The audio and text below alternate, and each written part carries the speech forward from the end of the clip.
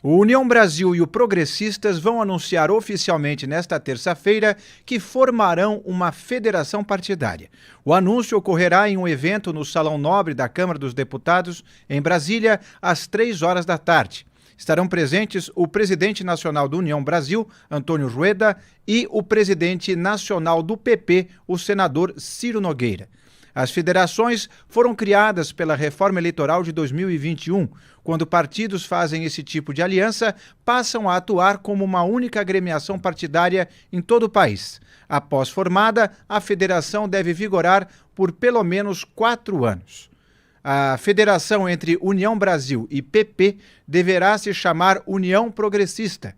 Segundo os partidos, não se trata de uma parceria de ocasião, mas sim de, abre aspas, uma resposta madura ao cenário de fragmentação política e partidária e uma aposta na estabilidade institucional, fecha aspas. Quem tem mais detalhes sobre essa aliança entre União Brasil e PP é o Guilherme Resch, o nosso repórter de Brasília. Guilherme, muito boa tarde. O que outras novidades você tem sobre isso, que outras informações sobre esse enorme partido que está surgindo na prática, né? Boa tarde, Inácio. Boa tarde a todos que nos acompanham. Pois é, Inácio, essa federação ela vem com a promessa de ser a maior força partidária do Brasil, né? De se tornar a maior força partidária do Brasil. E não é por menos, né? Os números divulgados pelo União Brasil e pelo PP indicam para esse caminho de fato. Serão 109 deputados federais, ou seja, essa superfederação terá a maior bancada da Câmara dos Deputados, serão 14 senadores, ou seja, uma das maiores bancadas do Senado. Além disso, eles destacam que terá a superfederação terá 1.400 prefeitos e 12 mil vereadores em todo o Brasil.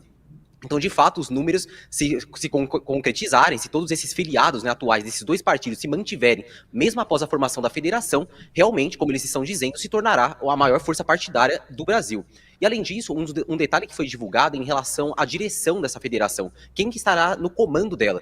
Então, o que foi decidido entre os dois partidos é que, inicialmente, até o mês de dezembro, essa superfederação será comandada pelo atual presidente do União Brasil, o Antônio Rueda, e pelo presidente do PP, Ciro Nogueira, de forma conjunta. Os dois permanecerão, então, no comando dessa federação partidária, que, como você falou, se chamará União Progressista. E aí, depois, após o mês de dezembro, ou seja, a gente imagina ali no começo de janeiro, será feita uma eleição para decidir, então, quem continuará presidindo a federação depois desse período.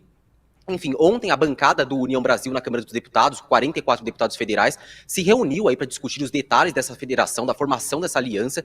Participou ali também o ministro do Turismo, Celso Sabino, que é filiado à União Brasil, o líder do União Brasil no Senado também, Efraim Filho. Enfim, fecharam esses detalhes, então hoje está confirmado esse evento para que seja feito o anúncio da formação da federação, como você falou, às 3 horas da tarde na Câmara dos Deputados. A previsão é que seja um grande evento, mas depois, a gente tem que lembrar também que após o anúncio ainda tem alguns passos, né, que os dois partidos precisam cumprir aí para que realmente seja seja formada essa aliança, que deverá vigorar por 4 anos. Quais são esses passos? A realização de conferências, né? Os partidos têm que se reunir com o seu diretório nacional, sua executiva nacional, para fazer de fato, oficializar, né? Não só fazer o anúncio, mas oficializar e depois pedir o registro no Tribunal Superior Eleitoral. O TSE tem que ter esse registro da federação para que ela, de fato, comece a atuar no Brasil.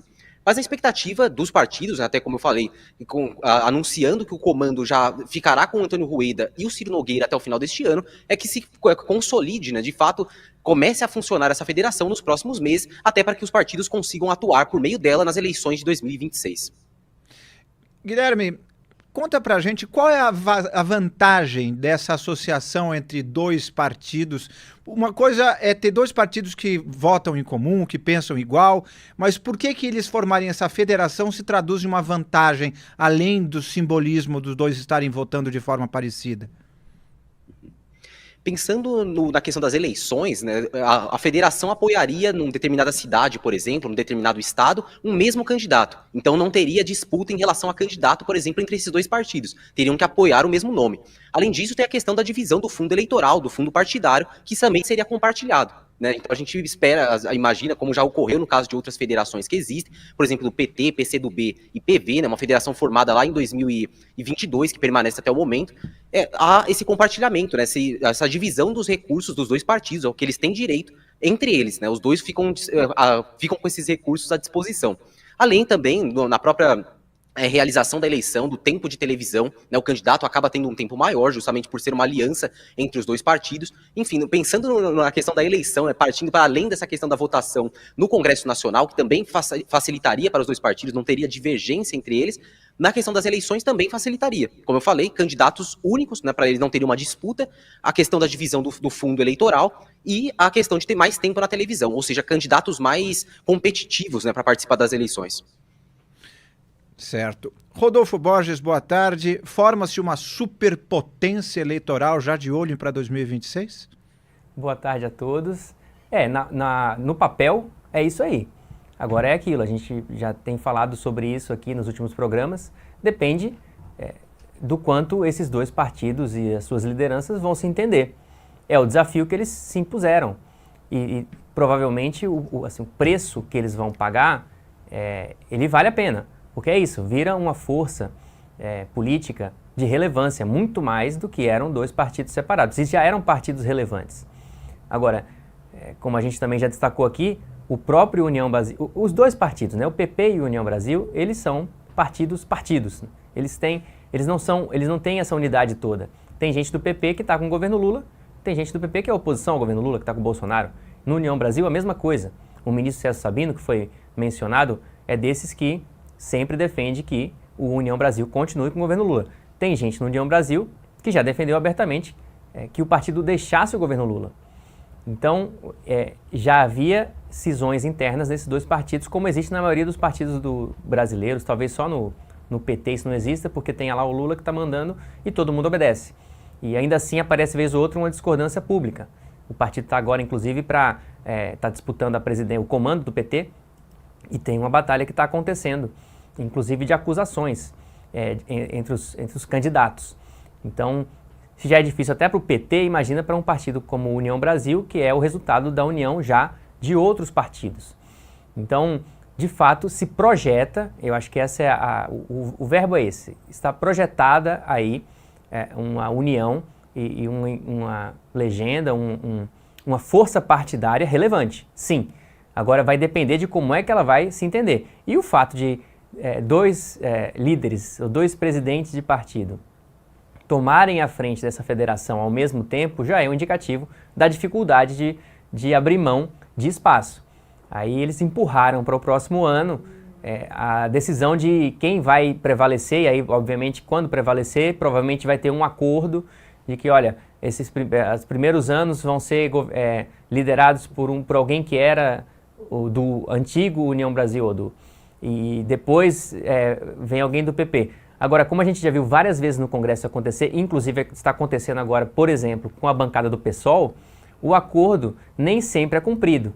E aí, quando é descumprido, tem bagunça política, porque não se entenderam. Um pedaço fica mais forte do que o outro, o que fica fraco vai reclamar.